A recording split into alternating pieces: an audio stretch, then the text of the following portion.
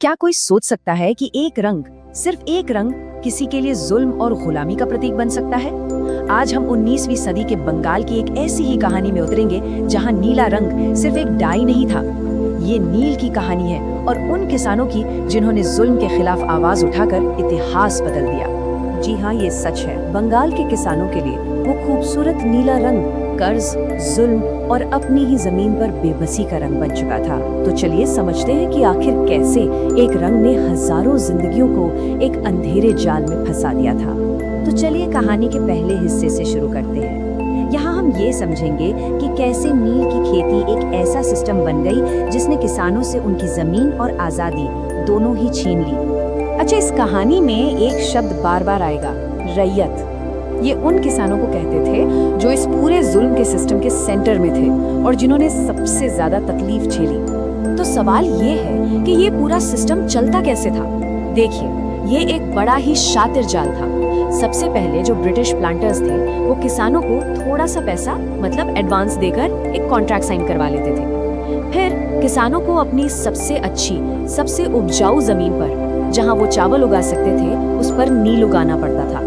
और जब फसल तैयार होती तो उसकी कीमत इतनी कम मिलती थी, इतनी कम कि वो बेचारे अपना एडवांस तक नहीं चुका पाते थे। और बस इस तरह शुरू हो जाता था एक कभी ना खत्म होने वाला कर्ज का सिलसिला जो पीढ़ी दर पीढ़ी चलता रहता। यहाँ देखिए दो बिल्कुल अलग दुनियाएं। एक तरफ थे ब्रिटिश बागान मालिक जो यूरोप में नील की डिमांड से अमीर होते जा रहे थे, और दूसरी तरफ बंगाल के किसान जो अपनी ही जमीन पर गरीब हो रहे थे, भूखे मर रहे थे। सोच के देखिए कितना बड़ा फर्क था। और ये सिर्फ पैसों की लूट नहीं थी, नहीं, जब भी कोई किसान मना करता तो उन पर सीधा जुल्म होता था। मारपीट, उन्हें उठा ले जाना, जबरदस्ती कॉन्ट्रैक्ट साइन करवाना, ये सब तो रोज की बात थी। यहाँ तक कि उनकी वो जमीन भी छीन ली जाती थी जिस पर वो अपने परिवार का पेट पालने के लिए अनाज उगाते थे। लेकिन जैसा कहते हैं ना, जुल्म जब हद से बढ़ जाए तो बगावत होती है। चलिए अब कहानी के दूसरे हिस्से में चलते हैं। ये वो हिस्सा है जहां हजारों किसानों ने मिलकर कहा, बस अब और नहीं। तो एक नजर इन जरूरी तारीखों पर डालते हैं। 1777 जब ये सब शुरू हुआ, फिर अचानक 1859 जब विद्रोह की आग भड़की, और फिर 1860 जब एक अहम रिपोर्ट आई। देखिए, लगभग 80 साल के शोषण के बाद आखिरकार आवाज उठी। और ये आग ये भड़की 1859 में नादिया जिले के एक छोटे से गांव चौगाचा से। यहाँ विष्णु चरण बिस्वास और दिगंबर बिस्वास जैसे स्थानीय नेताओं ने किसानों को इकट्ठा किया और एक साथ मिलकर नील की खेती करने से साफ मना कर दिया। बस यही थी वो चिंगारी जिसे एक बड़ी आग बनना था। और आग फैली भी, वो भी बहुत तेजी से। नादिया से शुरू हुई ये लहर देखते ही देखते मुर्शिदाबाद, बर्धमान, पाबना, जैसौर, पूरे बंगाल में फैल गई। इससे साफ पता चलता है कि किसानों के अंदर गुस्सा कितना ज्यादा था। हजारों लाखों किसान इस आंदोलन से जुड़ गए। पहले तो किसानों ने शांति से काम लिया, उन्होंने बस नील बोने से मना कर दिया, एक नॉन वायलेंट स्ट्राइक की तरह। लेकिन जब प्लांटर्स ने जुल्म और बढ़ा दिए तो किसानों ने भी ईंट का जवाब पत्थर से दिया।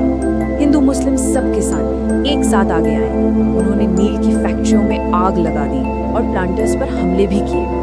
अब ये लड़ाई आर पार की हो चुकी थी। इस लड़ाई में किसान अकेले नहीं थे। बंगाल के पढ़े लिखे लोग जो इंटेलेक्चुअल्स थे वो भी उनके साथ थे। खास तौर पर दीनबंधु मित्र का एक नाटक था, नील दर्पण। इस नाटक ने प्लांटर्स के जुल्म की कहानी को देश और दुनिया के सामने लाकर रख दिया। इससे किसानों के लिए सपोर्ट और भी बढ़ गई। तो इतने बड़े विद्रोह का, इतने संघर्ष का आखिर नतीजा क्या निकला? चलिए अब हम कहानी के आखिरी पड़ाव पर हैं और देखते हैं कि इस लड़ाई ने पीछे क्या छोड़ा। देखिए, जब विद्रोह इतना फैल गया कि उसको कंट्रोल करना मुश्किल हो गया तो ब्रिटिश सरकार को आखिरकार बीच में आना ही पड़ा। उन्होंने मामले की जांच के लिए एक इंडिगो कमीशन बनाया जिसे हम नील आयोग भी कहते हैं। और फिर साल 1860 में इस कमीशन ने अपनी रिपोर्ट दी। और रिपोर्ट में क्या था? उसमें साफ साफ लिखा था कि किसान जो कह रहे थे वो बिल्कुल सच था। प्लांटर्स का पूरा सिस्टम ही जबरदस्ती और धोखे पर टिका हुआ था। ये किसानों के लिए एक बहुत बड़ी जीत थी। उनकी बात सच साबित हुई थी। और ये जीत सिर्फ कागजी नहीं थी, इसके बाद सच में बदलाव आया। सबसे पहले जबरदस्ती नील की खेती करवाना बंद कर दिया गया। प्लांटर्स को इतना नुकसान हुआ कि वो अपनी फैक्ट्रियां बंद करके बंगाल से ही भाग गए। सही मायने में ये विद्रोह आगे आने वाले सभी किसान आंदोलनों के लिए एक मिसाल बन गया। तो इसे हम सिर्फ एक किसान विद्रोह नहीं कह सकते, ये उससे कहीं बढ़कर था।